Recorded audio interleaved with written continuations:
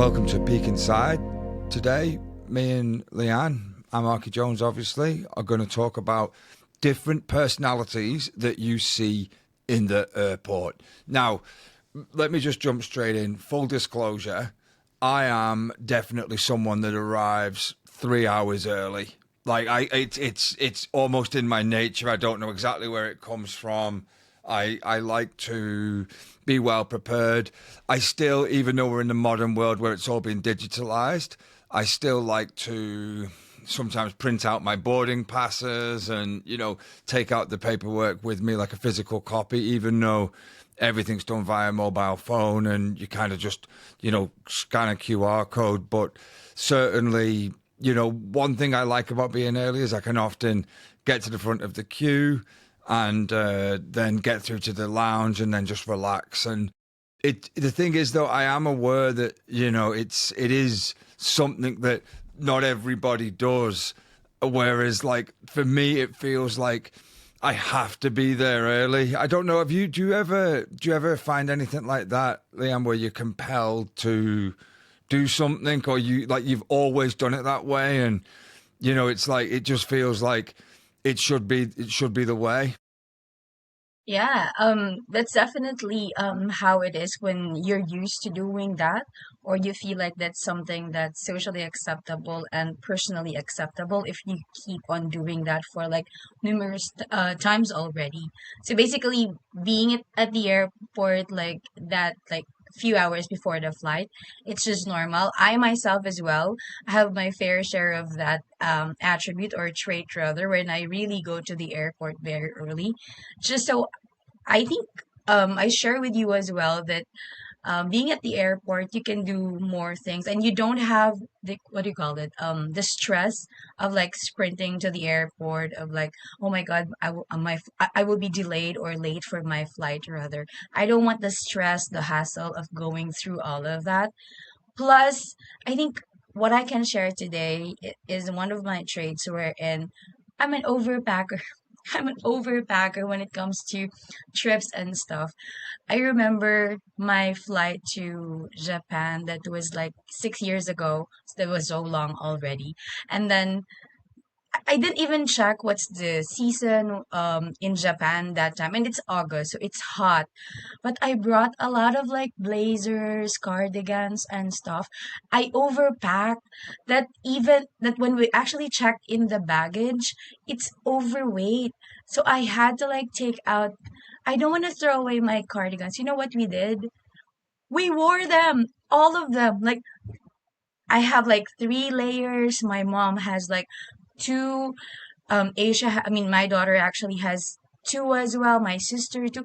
We were like we were like stuffy when we actually enter. But again, I don't want to throw my clothes.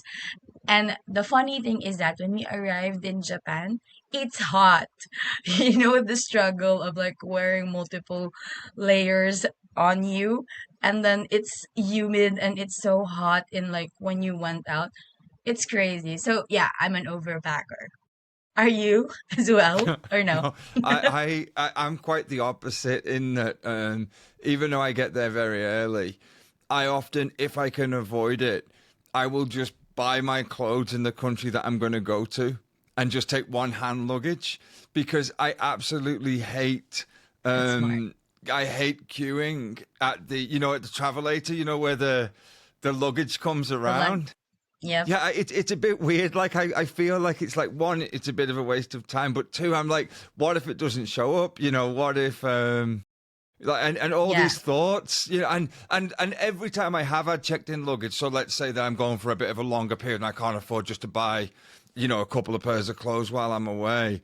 I will I always have an anxiety waiting for it to come, and somehow almost every time, and it's probably just because it's through my worldview, but I always seem to be like the last one stood there, like with one other guy that, is slightly creepy. And I'm like, wait, why is mine not arrived? And so Not coming I out. try to Mhm. underpack, but there is a story behind that. So I remember I took my in-laws to the airport and they had done exactly what you did, but no one was going with them, and it wasn't closed. They'd overpacked. They'd packed a printer, ink, all different things to take with them when they went, because they were going to overseas, but for permanent to stay. And it was just embarrassing at the airport, taking all these things out the bag, and I could feel. And again, this is personality driven, but I felt self-conscious,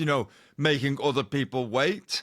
And then I had to kind of walk out the airport with, honestly, just a ridiculous amount of just odd items. And she took about 19 Toblerones, and each Toblerone was like 500 grams or 400 grams. And it was just like, dude, you had 20 kilos. You know what I mean? It's so yeah, I've got a bit of trauma. I think I could be traumatized from that, and that's why I pack light. Actually, I think that you that must have been funny though, all the gang from Yeah, your it end. is. Yeah, it is. It is indeed funny. And yeah, given that like super like lots of weight there is on the luggage. So we really have to like I know it's intentional that I brought those because those were like my outfits on that 10-day vacation there. So I really wanted to wear them there. I just forgot that I don't have like that much of weight allocated to me on on my trip going to the destination. So it was just funny because really took them out and then wore them. And then also I think one of my traits as well when I'm at the airport is that I always check the gate. I don't know. I know that I know that there's a specific time of when the gates will open of where your plane will be. But still I don't know, but I keep on checking it. It's as if it's gonna fly soon where I'm there super early.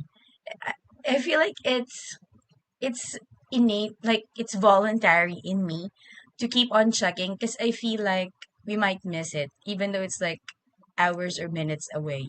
Talking about gates, though, there's one type of personality, and I guess it goes beyond gates, but I notice it particularly at airports, is that when you've booked a plane, I mean, sometimes when you're in the military, you go on a thing called a trooper flight, and on a trooper flight, there's no allocated seats, but it's not the military; it's a bloody airport, and you've paid for your seat, you've got your allocated number. As long as that you're on time, you're going to get the seat.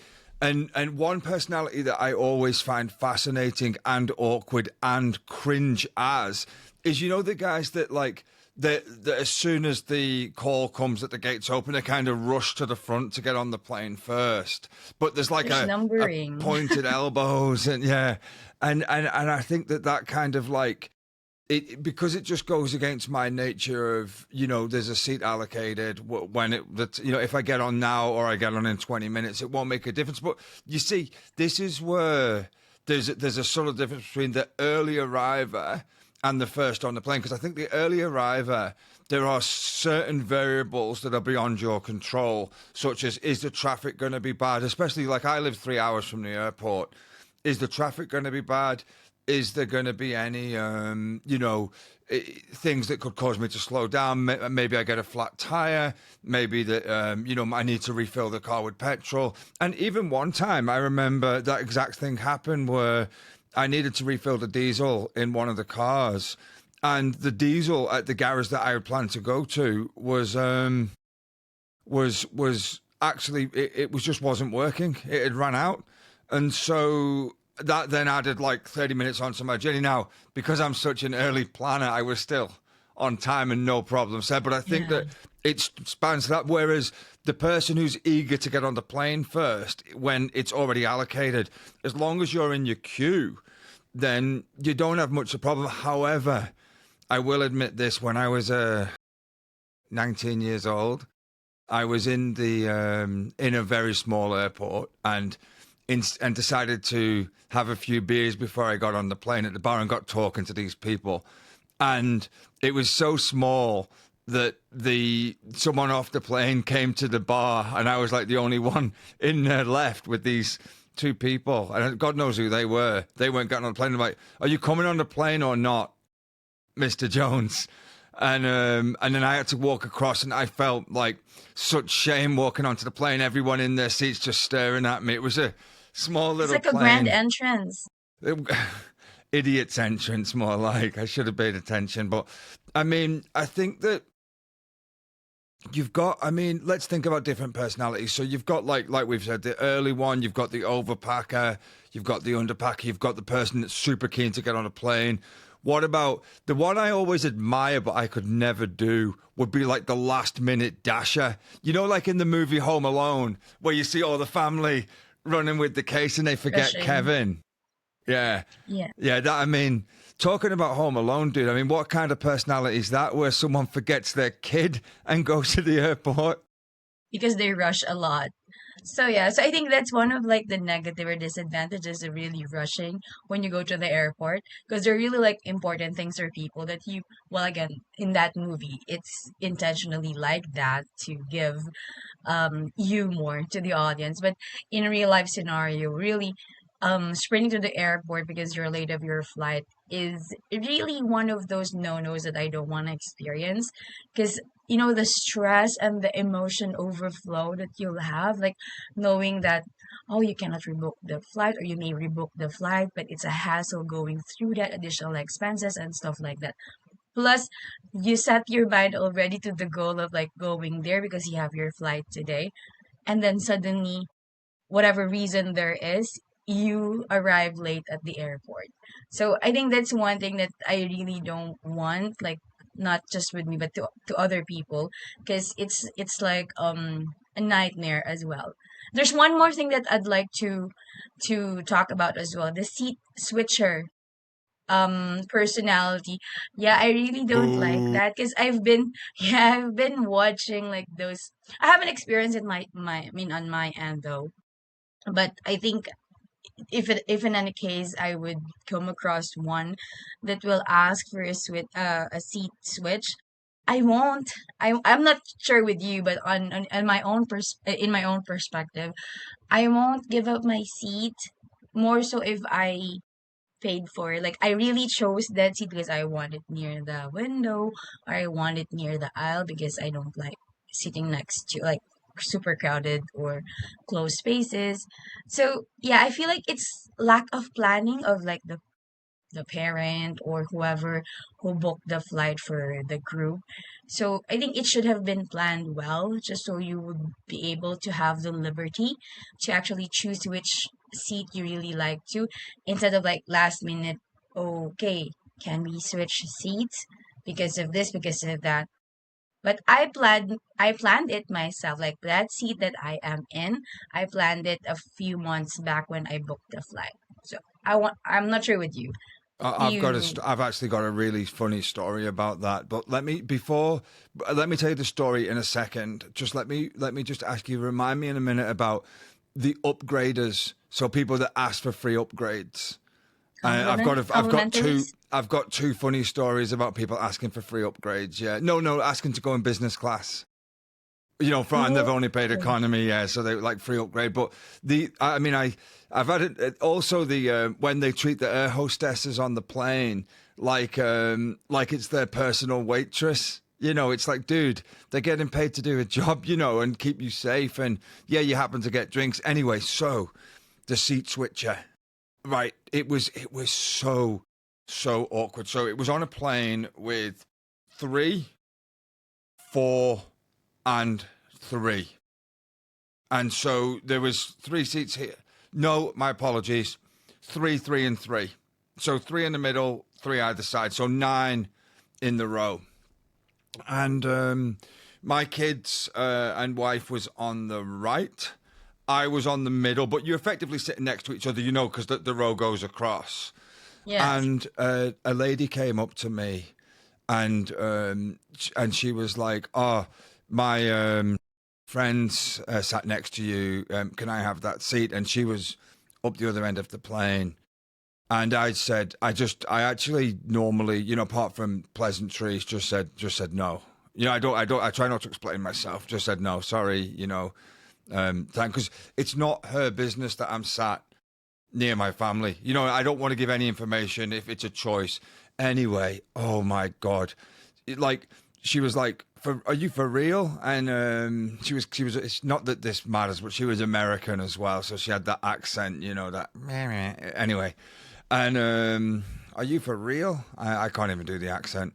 And I was like, "Look, I'm not going to change.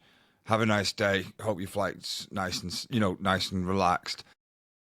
So she said she then like leans over me and like touches me, which is like I'm a bit horrified, and presses the bell above my head and says to the air hostess comes and she's like, "I want this seat. That's my friend over there. I want to sit with my friend."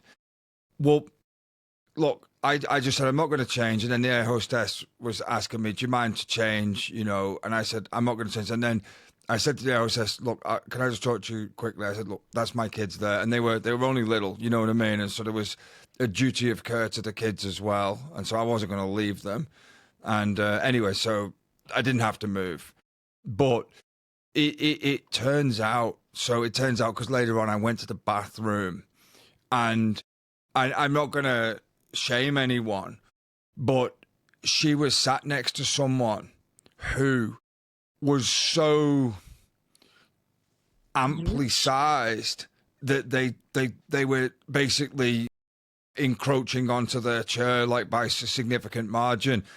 And later on, I actually asked the person that was next to me, which I try not to talk unless it's appropriate. Do you actually know them? And they were like, "Oh, we spoke in the airport for 5 minutes." So she made this. So they're not really friends. She just No, spoke. Maybe she's uncomfortable in her seat. That's why she's trying to find a different one. yeah, but even so, it was just so weird. It was so weird.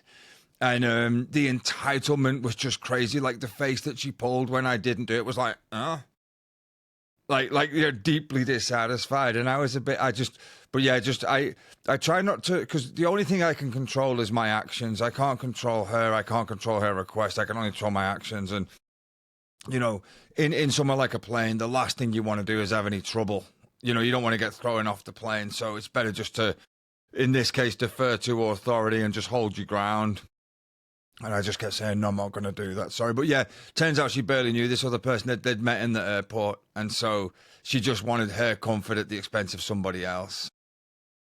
Yeah, which is bad because I feel like it's somewhat made up story just so she can move out of her current seat, which with the other person, which makes her uncomfortable. But yeah, I mean, getting something in the expense of like others just for your comfort or convenience is should be a no-no because yeah, because you won't know what you are going through as well or what you need to deal with because you have your two kids and your family as well is there. So they need they need care as well. And if you're like at the far end of the plane and something happened, it will be I mean it will be a big problem as well. So yeah, I think one as well would be the one that you mentioned earlier, the one who wants like upgrade to business class and stuff. So you may want to share your story about that in a bit. But yeah, I think that's why I mentioned earlier, like complimentaries and stuff, because it's like if you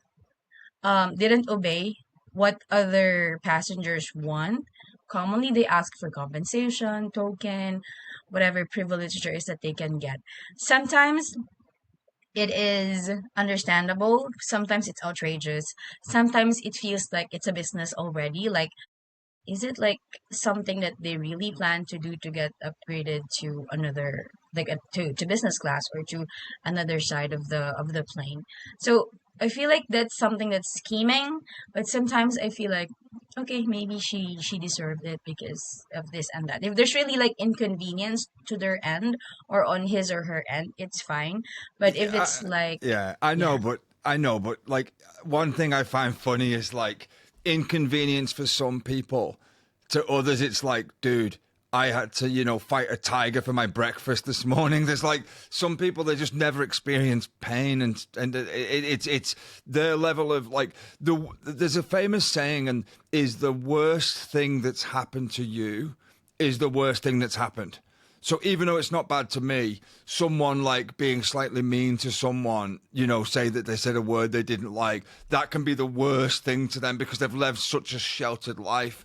So anyway, let me get to this upgrade story. So it's actually a fond memory. It's happened twice. One of them, there was a group of people sat in front of me on a plane. They asked, "Can we go to business class?" And the air hostess just said no, and then that was the end of it. They raised their voice a little bit, and she just said, "Well, either pay or no." But the second one was so good. There was this man, and he was on his own by all accounts and purposes, and he was in front of me in the line queuing, and queuing to get onto the plane or to get into the zone. And he asked one of the stewards, "Can I get an upgrade, please?" And this was just like God was smiling on me this day because I got to see this through. So the steward was like, "Yep, sure, I'll come and find you in a minute." The host, whatever you want to call them, "Well, come and find you in a minute. Just take your seat. I'll be with you in a minute." So once everyone was boarded, safe, the host comes up, and the guy was like sat in front of me, I think to the right one, and I could hear the whole conversation. And he's like, "Sir, we've got that upgrade arranged for you. No problem. You're going to be up with business if you just follow me in a moment." And the guy was like, he stood up as if to say, like, "Screw you guys, I'm going up to the front." And then the host said, "That'll just be $6,000. And got the card machine out, and the guy's face went from like so pleased with himself to like, "Oh no, no. I was just like, ha ha ha. I know it's so evil, but he was so smug. I never forget his face. He was like, "Meh," and then he was like, "Oh." But the host was so cool, or whatever you call them, the guy. He was just like, "Yeah, sir, no worries, we've got that all arranged for you." And then he gets this card machine out. It's like, "That's $6,000. Yeah, it feels like it was a joke on him. Landed so well. I Yeah, but it's felt so, fun. because when he first got the upgrade, I was like the lucky bugger. I wasn't jealous. I was just like Like lucky. in a snap, you were like, "Oh, business class, lucky for Uh, him." And then in a snap of a finger as well, it turns okay. It needs paying. but he was so smug. And that's what made me feel so happy. The guy was so smug. To be honest, a friend of mine did get an upgrade to first class for free, but that's because he'd got a tattoo that was so infected that he basically had sepsis. And on arrival in the country, had to go straight to the hospital and was admitted. So there's like, I wouldn't want to pay that price either. He said that he just wanted to die. He said it was that bad. Yeah. And so just to wrap this up, so like, the airports are quite unique because there's stress, there's anxiety, people have got fear of flying, people have got excitement, there's joy, there's future capital that's not yet spent, there's an investment of your time to go there. And a lot of people, like normal workers, would have to save up money, so they've already spent their life earning that money to then save up to go for this trip. And so what that means, I think, that it is a time of maximum potential, but also it is a time of stress. And so I think for any of us that navigate airports in cattle class, then, good luck to us all, because it is something where I think as every year's gone by, they've made it less and less and less enjoyable. And almost to the point that they've sucked the life out of air travel. But I think if you can find the small wins, pay attention to different personalities, remember, guys, that everybody goes through their own stuff. And if you want to know yourself a little bit better, come with us, take a look in a mirror, get a snapshot in time at Personality Peak, the Core 64 quiz. You'll get one of our 64 archetypes. We'd love to see you there. Join in. Heaps of books, heaps of additional quizzes.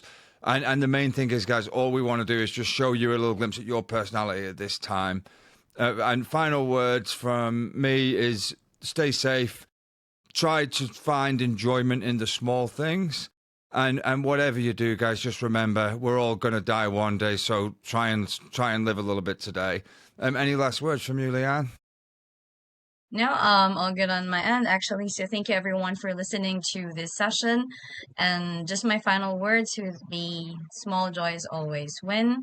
So that's it. Thank you, and all take care. And subscribe and like. That's what normally Leanne does, but she's refusing to do it today.